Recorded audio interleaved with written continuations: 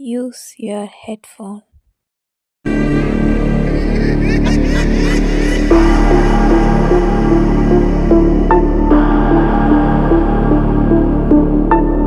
மது அருந்துதல் உடல் நலத்திற்கு தீங்கானது. மது அருந்திவிட்டு வாகனம் ஓட்டாதீர். புகைப்பிடித்தல் புற்றுநோயை உருவாக்கும் மற்றும் உயிரை கொல்லும். ஹாய் கைஸ், ஒரு கிராமத்தில் 2 அண்ணன்கள் ஒரு தம்பி இருக்கிறாங்க. 2 அண்ணன்கள் சேர்ந்து தனது சொத்துக்காகவும் தனது பணத்துக்காகவும் தன் கூட பிறந்த அந்த தம்பியை இருவரும் சேர்ந்து கொலை செய்து அந்த கிராமத்தையும் நம்ப வைத்து தனது தம்பி மனைவியை நம்ப வைத்து அதன் பிறகு நடந்த அதிபயங்கரமான அமானுஷ்ய சம்பவத்தை தான் நாம இன்னைக்கு பார்க்க போறோம். வாங்க நண்பர்களே, வீடியோக்குள்ள போகலாம்.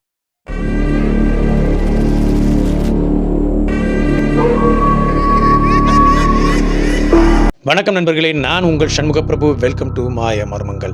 மேலும் நண்பர்களே, இந்த வீடியோ உங்களுக்கு பிடிச்சிருந்துச்சுன்னா நமது சேனலை சப்ஸ்கிரைப் பண்ணிட்டு உங்களோட நண்பர்களுக்கும் இந்த வீடியோவை ஷேர் பண்ணுங்க. மேலும் இதுபோல் உங்கள் வாழ்க்கையிலும் ஏதேனும் உண்மையான அமானுஷ்ய சம்பவங்கள் நடந்திருந்தா அது நமது சேனல்ல நீங்க ஒளிபரப்பணும்னு ஆசைப்பட்டீங்கன்னா கீழே தெரிகிற எனது வாட்ஸ்அப் எண்ணுக்கு ஒரு வாய்ஸ் மெசேஜ் அனுப்புங்க. அந்த உண்மை சம்பவம் நமது சேனல்ல ஒளிபரப்பப்படும். நான் ஏற்கனவே சொன்னது போல இது 1990 காலகட்டத்தில் நடந்த இந்த சம்பவத்தை நமக்கு யார் அனுப்புனதுன்னு பார்த்தா அதே கிராமத்தைச் சேர்ந்த ஆரோக்கியதாஸ் என்பவர் தாங்க இந்த சம்பவத்தை நமக்கு அனுப்பியிருக்காரு. இந்த சம்பவம் எங்கே நடந்ததுன்னு பார்த்தோம்னா பரமக்குடி பக்கத்தில் தாங்க இந்த சம்பவம் நடந்தது. ஆமாம் நண்பர்களே, இந்த சம்பவம் பரமக்குடி பக்கத்தில் ஒரு சிறிய அழகிய கிராமத்தில் நடந்தது. இந்த சம்பவம் 1990 காலகட்டத்தில் நடந்தது. அந்த கிராமத்தில் ஒரு 200 வீடு இருக்குங்க. அது அழகிய சிறிய கிராமம், ஒரு குக்கிராமம்னு கூட சொல்லலாம். அந்த காலகட்டத்தில் அந்த கிராமத்துக்கு அவ்வளவா பஸ் வசதி கூட கிடையாது. அது அழகிய கிராமம், சுற்றி விவசாயம் தாங்க நடக்குது. அந்த கிராமத்தில் ஒரு அண்ணன் தம்பி 3 பேர் இருக்காங்க. அவங்க தாங்க அந்த கிராமத்தோட தலைவர் மாதிரி அந்த கிராமத்துக்கு தேவையான நல்லது கெட்டது அனைத்தையும் பண்ணுவாங்க. அந்த கிராமத்தில் இருக்க பாதி சொத்து அவங்களோடது தாங்க. 2 அண்ணனும் ஒரு தம்பி இருக்கிறாங்க. அந்த இளைய தம்பியோட பேர் முருகனுங்க. அண்ணன்கள் 2 பேருக்குமே ஒருத்தருக்கு 30 வயசும் ஒருத்தருக்கு 32 வயதுக்கு மேலே இருக்கும். அந்த தம்பிக்கு மட்டும் திருமணம் ஆகவில்லை. இவருக்கு ஒரு 26 வயது கிட்ட இருக்கும். ஏன் இன்னும் திருமணம் ஆகவில்லை என்றால் அவர் கொஞ்சம் வெகுளித்தனமானவருங்க. அவர் சிறுபிள்ளை போல நல்லா வேலை பார்ப்பார், நல்லா சாப்பிடுவார், நல்லா விளையாடுவார். ஆனால் கொஞ்சம் புரிதல் கம்மிங்க, கொஞ்சம் கம்மியானவர் தான். அதனால் அவருக்கு இன்னமும் திருமணம் ஆகவில்லை. அதே நேரத்தில் இந்த 2 அண்ணன்களும் அவருக்கு திருமணம் செய்து வைக்கிறதுல அவ்வளவா ஈடுபாடு காட்டவும் இல்லை. இப்படி நன்றாக போய்கிட்டு இருந்த அந்த காலகட்டத்தில் இந்த கிராமத்தில் எந்த நல்லது கெட்டது நடந்தாலும் இந்த 2 அண்ணன்கள் மட்டுமே முன்னின்று நடத்தி வைக்கிறது வழக்கமுங்க. ஏன்னா இவர்கள் தான் அந்த ஊரோட தலைவர் மாதிரிங்க. கிட்டத்தட்ட ஒரு ஜமீன்தார் மாதிரி வைங்களே. அந்த ஊரில் இருக்க நல்லது கெட்டது அனைத்தையும் இவங்க தான் பார்ப்பாங்க.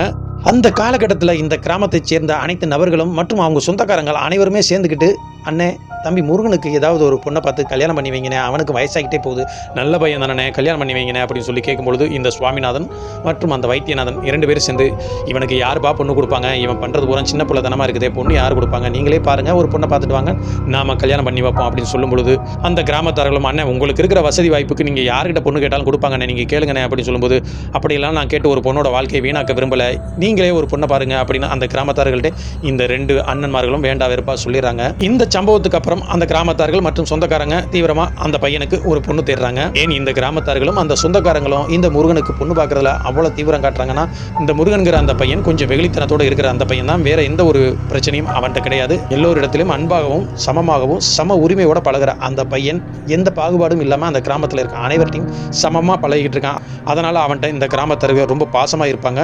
ஊர் தலைவரோட தம்பிங்கிற அந்த எந்த நினைப்புமே அவன்கிட்ட கிடையாதுங்க. அப்படி அந்த கிராமத்தில் செல்ல பிள்ளையா இந்த முருகன் வளர்ந்துக்கிட்டு வர்றாருங்க. அதனால இந்த கிராமத்தார்களும் அந்த சொந்தக்காரங்களும் அவனுக்கு ஒரு பெண்ணை பார்த்து திருமணம் செய்து வைக்கலாம்னு முடிவு பண்ணி பக்கத்து கிராமத்தைச் சேர்ந்த ஒரு பெண்ணை பார்த்து திருமணம் செய்த ஏற்பாடு பண்ணிக்கிட்டு இருக்காங்க. அந்த 2 அண்ணன்கள் முன்னிலையில் தாங்க இந்த திருமணம் நடக்குது. இந்த திருமணத்தில் அந்த 2 அண்ணன்களுக்கும் அவ்வளவா ஈடுபாடு கிடையாது. இருந்தாலும் தனது தம்பிக்கு சொந்தக்காரங்க மற்றும் கிராமத்தார்கள் ஏற்பாட்டின் பேரில் இவர்கள் தலைமையில் திருமணம் இனிதே நடந்து முடியுதுங்க. முருகனுக்கு திருமணம் ஆகிற வரைக்கும் தன்னோட அண்ணன்கள் வீட்டில் மாறி மாறி சாப்பிட்டுட்டு அங்கே இருப்பது தாங்க வழக்கம். அவர்களுக்கு 2 பங்களா வீடு அதே ஊரில் இருக்குது. மிகப்பெரிய பணக்காரருங்க.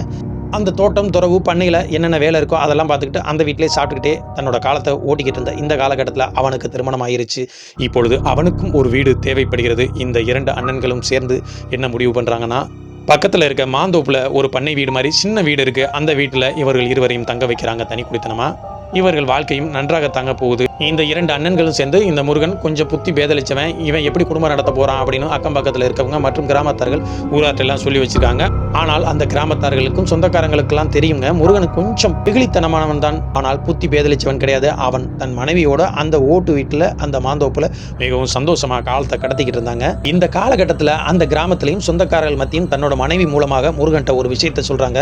எப்படின்னா, முருகா, நீ ஏன்டா இந்த தென்னந்தோப்புலேயே கிடந்து கஷ்டப்பட்டுக்கிட்டு இருக்க? இந்த ஊர்ல இருக்க பாதி சொத்துல உனக்கும் பங்கு இருக்குடா. அப்படியே உங்க அண்ணன் கிட்ட கேட்டு அதை வாங்கிக்க, நீ சந்தோஷமா நீனும் ஒரு பங்களா மாதிரி வீடை கட்டி நீனும் உன் பொண்டாட்டியும் சந்தோஷமா வாழலாம் அப்படின்னு அவன் காதுக்கு போகவே தனது மனைவியும் இதுதானங்க சரி அப்படின்னு தன்னோட கணவர்கிட்ட சொல்லும் பொழுது இந்த முருகனும் தன்னோட மனைவியும் ஊரர்களும் சொன்னதை கேட்டு ஒரு நாள் பண்ணைக்கு 2 அண்ணன்களும் வர்றாங்க. அண்ணன், இந்த சொத்தை பிரித்து எனக்கும் ஒரு பாகம் கொடுங்க, நானும் வீட்டை கட்டிட்டு பெரிய வீடாக சந்தோஷமா இருக்கணும் அப்படின்னு தன்னோட அண்ணன்கள்ட்ட இந்த முருகன் கேட்குறான்.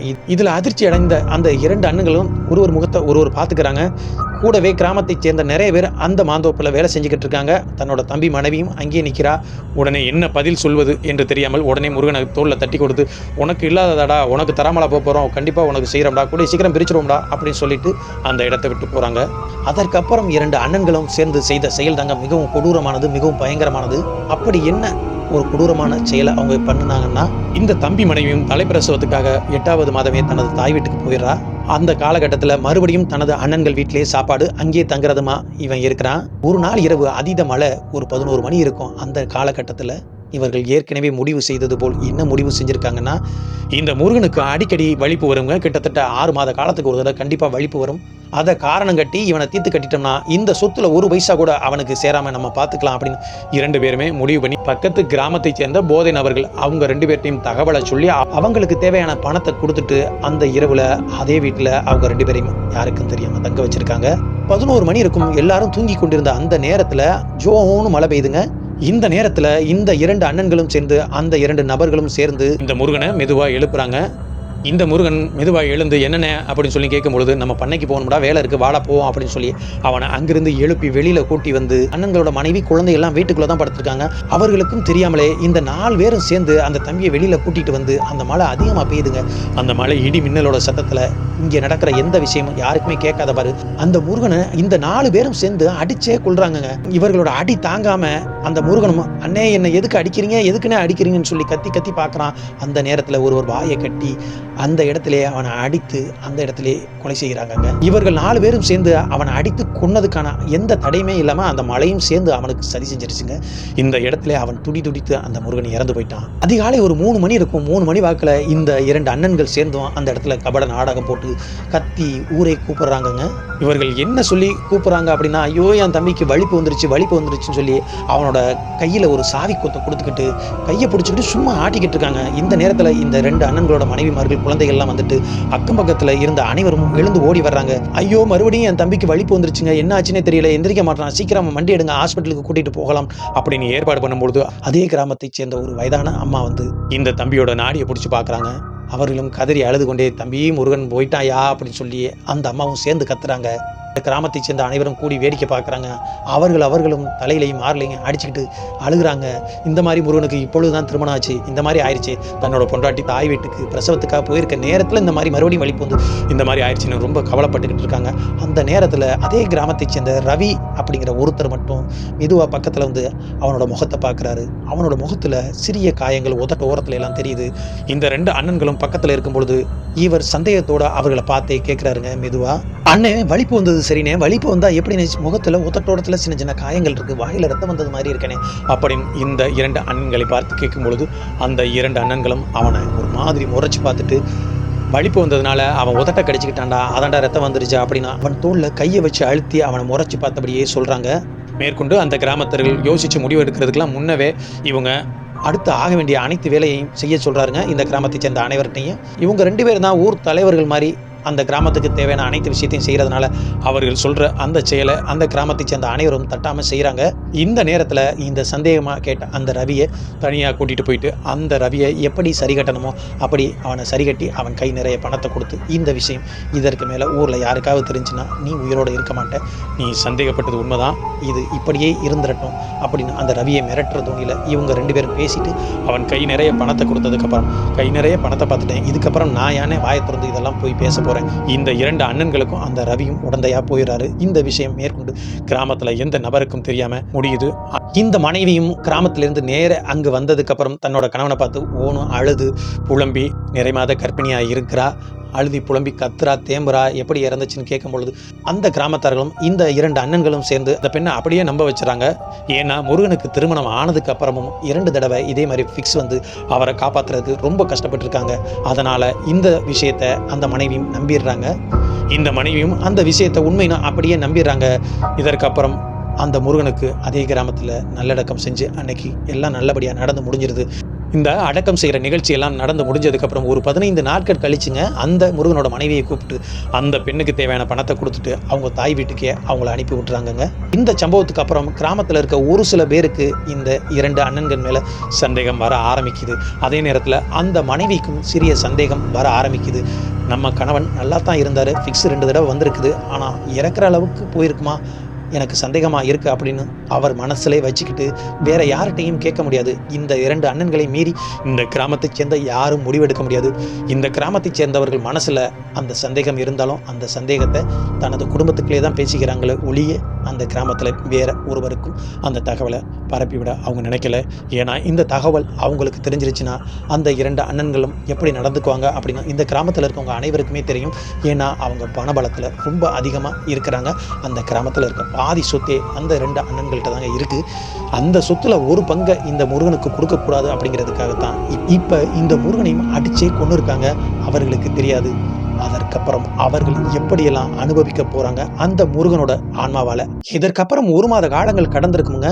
இந்த 2 அண்ணன்களும் தன்னோட தம்பியை கொல்றதுக்கு 2 பேர் பக்கத்து கிராமத்தை சேர்ந்த 2 பேரை ஏற்பாடு பண்ணியிருந்தாங்கல்ல. அதுல ஒருத்தன் பக்கத்து ஊர்ல சாராய கடைக்கு சாராயம் சாப்பிட வரும்பொழுது சற்று உளறியே விட்டான். அப்படி அந்த சாராய கடையில் என்ன உளர்னா அப்படின்னு பார்த்தா அந்த கிராமத்தை சேர்ந்த அந்த முருகன் வலிப்பு வந்து செத்தான் தானடா நினைக்கிறீங்க, அப்படிலாம் சாகலடா, அவனை தந்திரமா நாங்கள் தாண்டா போட்டு தள்ளோம் அப்படிங்கிற மாதிரி அதே கிராமத்தை சேர்ந்த ஒருவர்கிட்ட சரக்கடிச்சிக்கிட்டு இருக்கும்போது இந்த விஷயத்தை உளறிறாங்க. இவர் உளர்ன அந்த விஷயம் தன்னோட கிராமத்தில் அப்படியே காட்டுத்தீ போல பரவுது. ஆனால் யாருக்கும் அந்த 2 அண்ணன்கள்கிட்ட கேட்கறதுக்கு எந்த ஒரு தைரியமும் கிடையாது. இப்படியே இந்த விஷயம் தன்னோட மனைவிக்கும், அதாவது முருகனோட மனைவிக்கும், பக்கத்து கிராமத்தில் இருந்த அந்த முருகனோட மனைவி காதுக்கும் போகுது. இந்த விஷயத்தை கேள்விப்பட்ட அந்த முருகனோட மனைவி நேர வந்து தன்னோட மைத்துனர்களான அந்த 2 பெரிய அண்ணன்கள்ட்டையும் கேட்குறாரு, இப்படி என்னோட கணவரை நீங்கள் தானே அநியாயமாக கொண்டீங்க அப்படின்னா. உடனே 2 அண்ணன்களும் சேர்ந்து அப்படியெல்லாம் கிடையாது, அவனுக்கு கண்டிப்பாக வலிப்பு தான் வந்துச்சு, நான் சொல்கிறது கண்டிப்பாக உண்மை, இதை நம்பு அப்படின்னு எவ்வளோ சொல்லி பார்க்குறாங்க. ஆனால் இந்த முருகனோட மனைவி அதை ஏற்றுக்கவே இல்லை.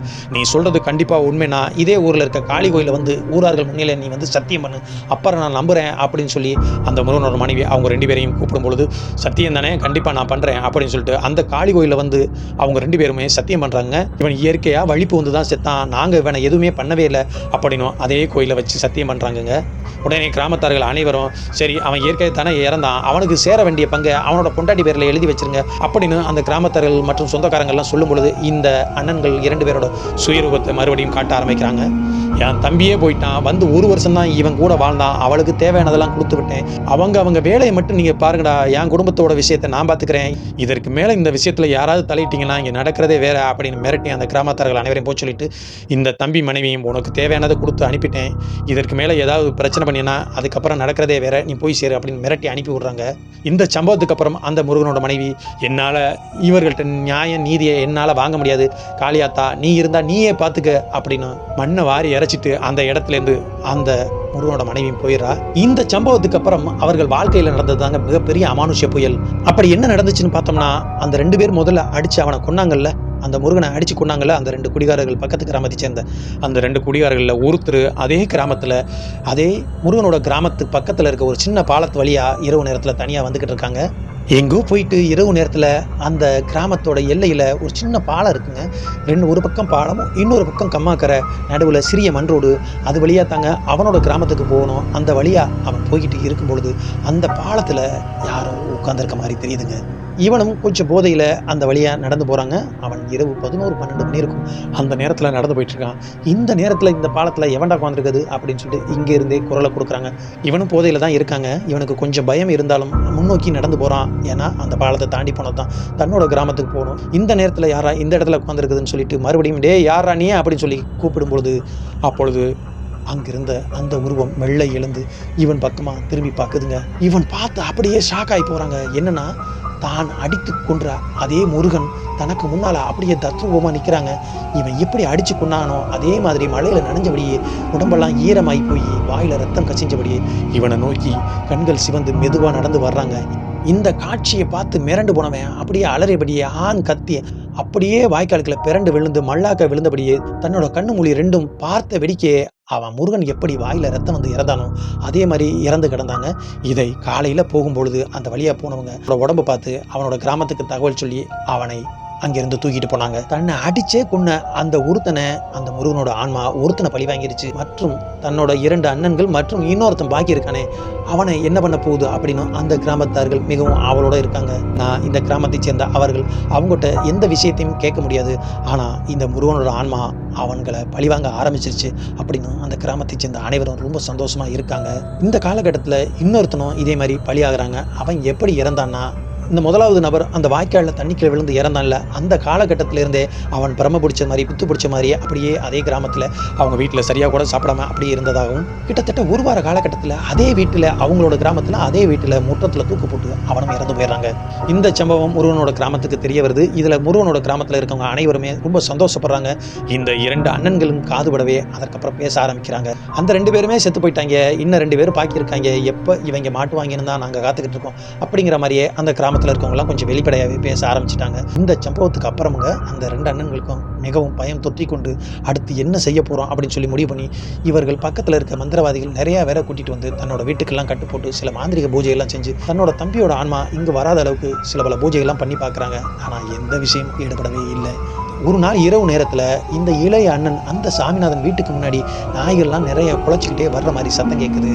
இந்த சுவாமிநாதனுக்கு தூக்கம் சரியாக வரலை. இவர் மட்டும் எழுந்து அந்த வீட்டோட மொட்டை மாடியிலிருந்து எழுந்து வெளியில் பார்க்குறாரு.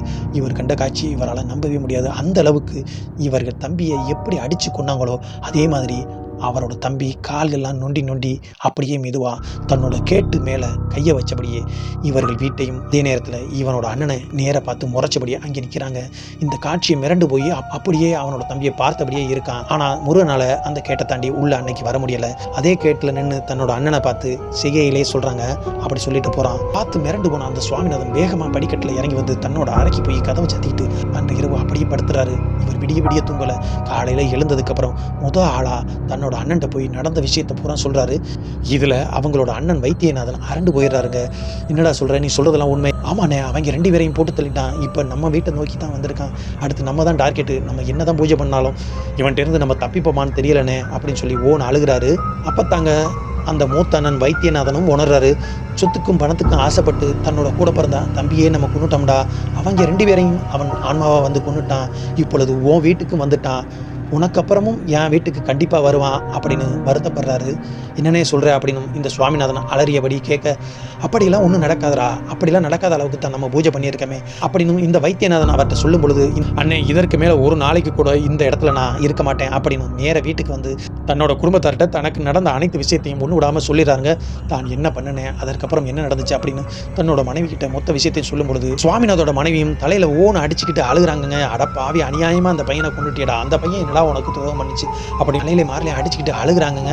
இந்த காட்சியை பார்க்குற பிள்ளையெல்லாம் அலறுது. என்னமான்னு ஒன்றும் இல்லைன்னு பிள்ளைங்கள்ட்ட சமாதானம் பண்ணிட்டு இதற்கப்புறம் இந்த கிராமத்திலே நம்ம இருக்கக்கூடாதுன்னு தன்னோட பொண்டாட்டி சொன்னதுனால இந்த சுவாமிநாதன் தன்னோட மனைவி 2 குழந்தைகளையும் அந்த கிராமத்திலேருந்து கூட்டிட்டு அன்று இரவேங்க இந்த சுவாமிநாதன் தன்னோட மனைவி குழந்தையெல்லாம் கூட்டிட்டு அந்த இரவே தன்னோட வீட்டையெல்லாம் காலி பண்ணிட்டு தன்னோட மூத்த அண்ணன்ட்ட கூட எந்த விஷயத்தையும் சொல்லாமல் எங்கே போனார்னே தெரியணுங்க. குடும்பத்தை காலி பண்ணிட்டு எங்கேயோ போயிட்டாரு.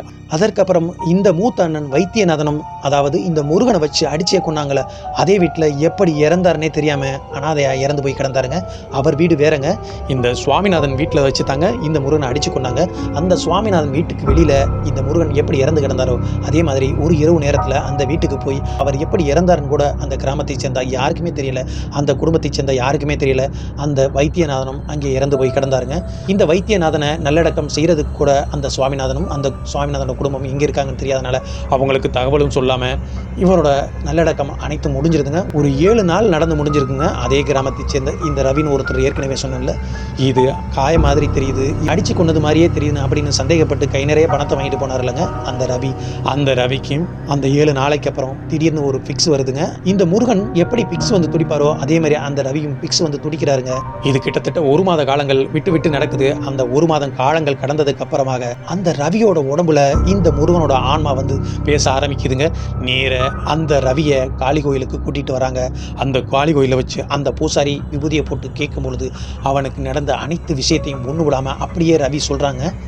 என்ன சொல்கிறான்னா, இந்த முருகனுக்கு நடந்த அனைத்து அநியாயத்தையும், அதே நேரத்தில் இந்த முருகன் எப்படி அந்த 3 பேரையும் நான் பழி வாங்கினேன், அந்த ரவியோட வாயால் ஒன்று விடாமல் அப்படியே அந்த ஆன்மா சொல்லுதுங்க. தன்னை எப்படிலாம் அந்த மலையில் அடித்தே கொன்னாங்க, அதே மாதிரி அந்த என்னை கொன்ன 2 பேரையும் ஒவ்வொருத்தனா நான் பழி வாங்கினேன். அந்த பாலத்துக்கு அடியில் போட்டு தண்ணிக்குள்ளே போட்டு முக்கி நான் தான் கொன்னேன். அதே மாதிரி ஒருத்தனை தூக்கு போட வச்சு கொன்னேன். அதே மாதிரி என் அண்ணனோட முகத்துக்கு முன்னால் போய் அப்படியே நின்னேன். என்னை பார்த்த உடனே அவன் செத்துட்டான். இன்னும் ஒருத்தன் பாக்கி இருக்கான். அவன் எப்போ வருவான்னு நான் காத்துக்கிட்டு இருக்கேன். என் ஆயுள் முடிகிறதுக்குள்ளே வந்தானா அவனை நான் கொல்லாமல் போக மாட்டேன் அப்படின்னு சொல்லிட்டு இந்த ரவி உடம்புல இருந்து ஆடுறாங்க. சரி முருகா, நீ பழி வாங்க வந்த அந்த 3 பேரையும் தான் கொன்னுட்டியே, இந்த ரவியோட உடம்புல நீ ஏன்டா வந்திருக்க, அவனுக்கு குடும்ப குட்டியெல்லாம் இருக்குது, நீ அவனை விட்டு போயிடுறா அப்படின்னு சொல்லும் பொழுது நான் கண்டிப்பாக போயிடுவேன். ஆனால் நான் எப்படி செத்தேன்னு இவன் கண்டுபிடிச்சான். இவன் கண்டுபிடிச்சவன் கிராமத்தார்கள் முன்னிலையில் சொல்லலாம்னு ஆசைப்படும் பொழுது இவன்கிட்ட பணத்தை கொடுத்து என் அண்ணங்க 2 பேரும் இவன் வாயை அடைச்சிட்டாங்க. இவனும் வாயை மூடிட்டு அப்படியே இருந்துட்டான். அதான் இவன் உடம்புல வந்து அந்த உண்மையை பூரா அப்படியே சொன்னேன். இந்த ரவியோட உடம்புல இருக்க அந்த முருகனோட ஆன்மா எனக்கு ஒரு உதவி மட்டும் நீங்கள் பண்ணுங்க அப்படின்னு சொல்லிட்டு, என்னோட அண்ணன் பொண்டாட்டியும் குழந்தைகளும் இங்கே இருக்காங்க, அவங்கள்ட்ட ஒரு தகவலை மட்டும் சொல்லுங்கள். என் பொண்டாட்டிக்கு தேவையான அந்த சொத்தை கொஞ்சமாவது என்னோட மனைவிக்கும் என் குழந்தைக்கும் கொடுக்க சொல்லுங்கள். என்னோட மனசு சாந்தி அடையும். ஆனாலும் இதே கிராமத்தில் நான் காத்துக்கிட்டே தான் இருப்பேன். என் 2வது அண்ணன் வரட்டும். அவன் வந்ததுக்கப்புறம் அவனோட சோழியை முடித்தா தான் என்னோட ஆன்மா முழுசாக நிம்மதி அடையும். கொஞ்ச நாள் கூட என் பொண்டாட்டியோட வாழ விடாமல் இப்படி அநியாயமாக என்னை கொண்டுட்டாங்க அப்படின்னா அந்த ஆன்மா, அதாவது ரவி உடம்புல இருக்க அந்த முருகனோட ஆன்மா ஓன அழுக. இந்த காட்சியெல்லாம் பார்த்தா அந்த கிராமத்தார்களும் ஓன அழுக. நீ நல்லவன்டா, உனக்கு சேர வேண்டிய அந்த பங்கை உன்னோட பொண்டாட்டி பிள்ளைகிட்ட கண்டிப்பாக இந்த கிராமத்தை சேர்ந்தவங்க அனைவரும் உன்னோட அண்ணிக்கிட்ட சொல்லி வாங்கி கொடுத்துறோம்டா அப்படின்னு சொன்னதுக்கப்புறம் அந்த ரவியோட உடம்புல இருந்து அந்த முருகனோட ஆன்மா அந்த இடத்த விட்டு போகுதுங்க. அந்த சம்பவத்துக்கு அப்புறம் அந்த 3 பேரும் இறந்துட்டாங்க. அந்த 2வது அண்ணன் சுவாமிநாதன் இதுவரைக்கும் எங்கள் கிராமத்தில் அவரோ அவர் குடும்பத்தை சேர்ந்தவர்கள் யாருமே இதுவரைக்கும் வரலை. அதற்கப்புறம் எங்கள் கிராமத்தில் எந்த ஒரு அமானுஷ்ய நிகழ்ச்சியும் நடக்கலை தம்பி. அந்த முருகனை நினச்சி இந்த கிராமத்தில் இருக்க அனைத்து பெரியவர்களும் இன்றைக்கும் வருத்தப்பட்டுக்கிட்டு அந்த கதையை சொல்லுவாங்க. அதையெல்லாம் கேட்டுத்தான் நாங்கள் வளர்ந்தோம். இப்போ எனக்கு 50 வயதாகுது. எனக்கு அப்போ நல்ல ஞாபகம் இருக்குது. அப்போ எனக்கு ஒரு 10-12 வயசு இருக்கும் தம்பி. அந்த முருகனையும் எனக்கு நல்லா தெரியும். அவர் எப்படி இறந்தாருன்னு அந்த காலகட்டத்தில் எல்லாரும் சொல்லியும் நானும் அந்த நிகழ்ச்சியை நேர பார்த்தேன். எனக்கு இப்போ அந்த நிகழ்ச்சி நினைச்சாலும் மனசெல்லாம் பதறும். இதுக்கு ஆசைப்பட்டு தன்னோட அண்ணன்கள் 2 பேருமே சேர்ந்து அந்த அப்பாவி தம்பியை அடிச்சே கொண்டிருக்காங்க. அப்படி இருந்தாலும் அந்த அண்ணன்களை எங்களால் ஒன்றும் செஞ்சிருக்க முடியாது. இப்போ அந்த 2 பேரும் அந்த சொத்துல கொஞ்சம் கூட எடுத்துகிட்டு போக முடியாமல் அந்த ஒரு வீடு, அதாவது முருகனை அடிச்சே கொண்டாங்களா அந்த வீடு இப்பொழுதும் பாலடைஞ்ச பங்களாவா அதே ஊரில் இருக்குது. அந்த இடத்துக்கு போகும்போதெல்லாம் எனக்கு அந்த முருகன் அண்ணனோட ஞாபகம் வரும். அவரோட ஞாபகமாக இருந்தேன். அப்போ தான் உங்களோட சேனலை நான் பார்த்தேன் தம்பி. இந்த கதையை எனக்கு தெரிஞ்ச வரைக்கும் அப்படியே முழுசாக சொல்லியிருக்கேன் அப்படின்னு சொல்லிய அந்த ஆரோக்கியதாஸுக்கு நம்ம ஒரு நன்றியை சொல்லிவிட்டு, இப்படி அநியாயமாக உயிரை அந்த முருகனோட ஆன்மா சாந்தி அடையட்டும்னு நாமளும் அந்த இறைவனை பிரார்த்தனை செஞ்சுக்கிட்டு, மேலும் நண்பர்களே, இந்த வீடியோ உங்களுக்கு பிடிச்சிருந்துச்சுன்னா நமது சேனலை சப்ஸ்கிரைப் பண்ணிட்டு உங்களோட நண்பர்களுக்கு இந்த வீடியோவை ஷேர் பண்ணுங்க. மேலும் இதுபோல் உங்கள் வாழ்க்கையிலும் ஏதாவது அமானுஷ்ய சம்பவங்கள் நடந்திருந்தா அது நமது சேனலில் நீங்கள் ஒளிபரப்பணும்னு ஆசைப்பட்டீங்கன்னா கீழே தெரிகிற எனது மொபைல் எண்ணுக்கு ஒரு வாய்ஸ் மெசேஜ் அனுப்புங்க. அந்த உண்மையான அமானுஷ்ய சம்பவம் நமது சேனலில் ஒளிபரப்பப்படும். நன்றி, வணக்கம். நான் உங்கள் சண்முக பிரபு.